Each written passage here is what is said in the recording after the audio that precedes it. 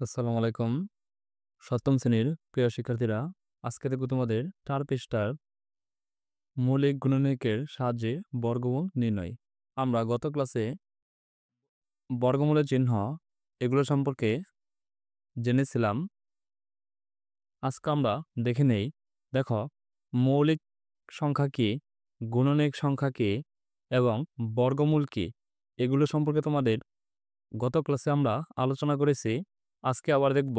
দেখো, বর্গমূল হচ্ছে যে কোনো কিছুর উপর রুট 4 দিয়ে একটা মান হবে 2, এগুলো আমরা আগের ক্লাসে দেখেছিলাম। আর মৌলিক সংখ্যা হচ্ছে, যেমন ধরো 2 থেকে শুরু করে 2, 3,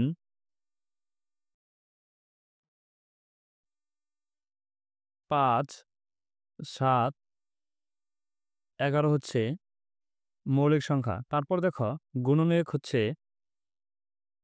ওই সংখ্যাটা দ্বারা যা যা ভাগ করা যায় তা হচ্ছে গুণনীয়ক। কোনো সংখ্যাকে ভাঙলে যে সংখ্যা পাওয়া যায় সেটি হচ্ছে গুণনীয়ক। তারপর আমরা এখানে দেখো, 16কে মৌলিক গুণনীয়কের বিশ্লেষণ করে আমরা পাই।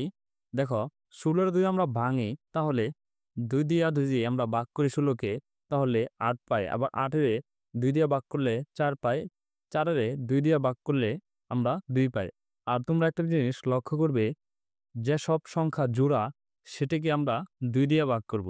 যে সংখ্যাটি বেজোড় সেই সংখ্যা দিয়ে তোমরা 3 দিয়ে ভাগ করবে। এখানে দেখো, 16 অবশ্যই জোড়, এই জন্য আমরা 2 দিয়া ভাগ করেছি। দেখো, 16কে আমরা 2 দিয়ে ভাগ করলে এখানে 4টি 2 আমরা পেয়েছি। দেখো, এখানে আমরা 4টি 2 পেয়েছি। তারপর 4টি 2 লেখার পর পরবর্তীতে আমরা জোড়ায় জোড়ায় লিখব। এই দুটি 2 এবং এই দুটি 2 আমরা জোড়ায় জোড়ায়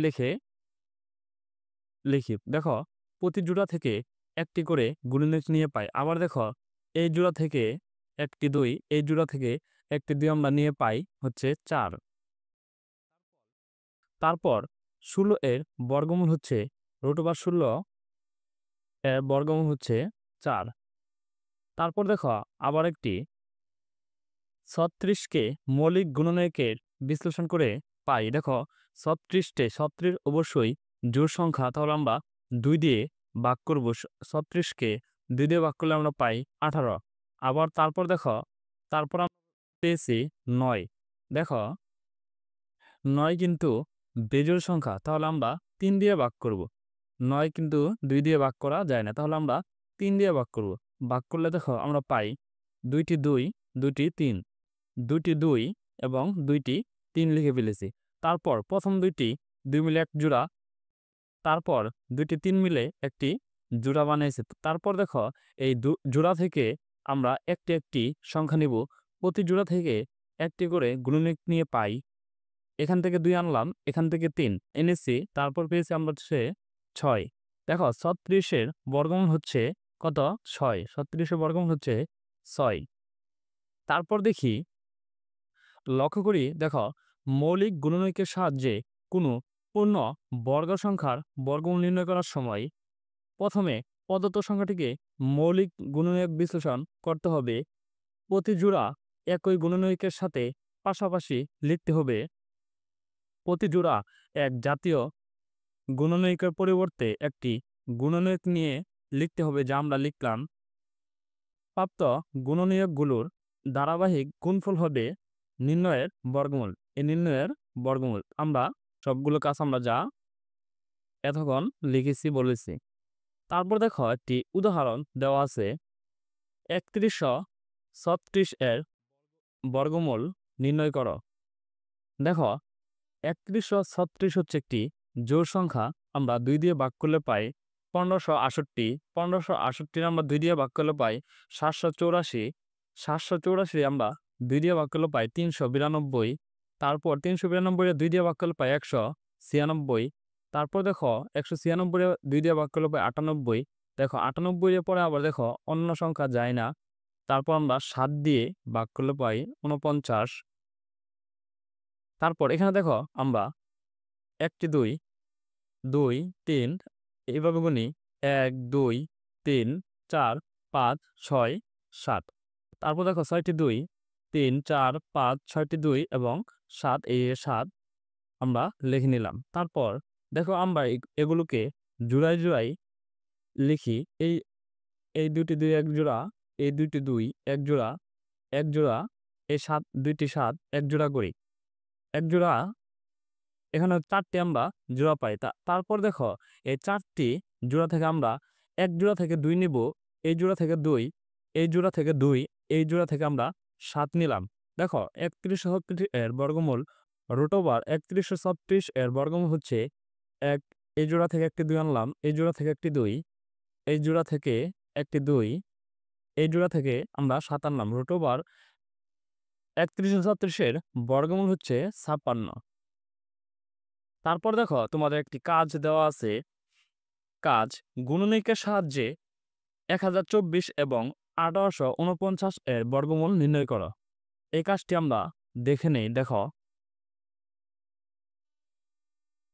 1024 এবং 1849 এর বর্গমূল নির্ণয় করো, আমরা দেখে নেই। গুণনীয়কের সাহায্যে 1024 এর বর্গমূল নির্ণয়। দেখো 1024টা আমরা 2 দিয়া ভাগ করি, পাই হচ্ছে 512। তারপর 512 2 দিয়া ভাগ করলে পাই 255। 255 এর 2 দিয়া ভাগ করলে পাই 128। 128টি 2 দিয়া ভাগ করলে পাই 64। 64 2 দিয়া ভাগ করলে পাই 32। 32টি আমরা 2 দিয়া ভাগ করলে পাই 16। 16 2 দিয়া ভাগ করলে পাই 8। 8 2 দিয়া ভাগ করলে পাই 4। 4 2 দিয়ে ভাগ করলে পাই 2। তাহলে দেখি আমাদের এখানে 2 কয়টি? 1, 2, 3, 4, 5, 6, 7, 8, 9, 10টি। আমরা 10টি 2 পাই। তারপর দেখো 1024 গুণন 10টি 2। এখানে আমরা 10টি 2 লিখে নিলাম। তারপর দেখো এই 10টি 2 আমরা জোড়ায় বাঁধবো। এই দুটি এক জোড়া, এই দুটি এক জোড়া, এই দুটি এক জোড়া। তাহলে আমরা জোড়া পাবো কয়টি? তাহলে জোড়া পাবো আমরা 5টি। দেখো 1টি, 2টি, 3টি, 4টি, 5টি। এই 5টি জোড়া থেকে আমরা কি করব? এই জোড়া থেকে 2টি 2 আছে, আমরা একটি 2 নিব। এই জোড়া থেকে 2টি 2, একটি 2, এখান থেকে একটি 2, এখান থেকে একটি 2, এখান থেকে একটি 2 নিব। দেখো এখান থেকে আমরা একটি 2 আনলে পাই হচ্ছে 1, 2, 3, 4, 5। 5টি 2 পাই। 5টি 2 আমরা গুণ করলে পাই হচ্ছে 32 আমাদের। দেখো 1024 এর বর্গমূল হচ্ছে 32। তারপর দেখো আরেকটি কাজ ছিল তোমাদের, যে 1849 এর বর্গমূল নির্ণয় করো। দেখো 1849 এর বর্গমূল নির্ণয়। 1849 43 দিয়ে যায়, অন্য সংখ্যা দিয়ে যায় না। তাহলে আমরা লিখে নিলাম 43। 43 43 1849, 43 গুণন 43। সুতরাং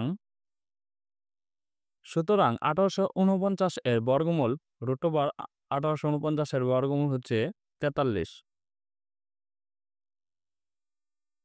ধন্যবাদ শিক্ষার্থীরা, আমরা দেখে নিলাম তোমাদের এই কাজ পর্যন্ত। আগামী ক্লাসে আমরা দেখব 1.3 ভাগের সাহায্যে বর্গমূল নির্ণয়।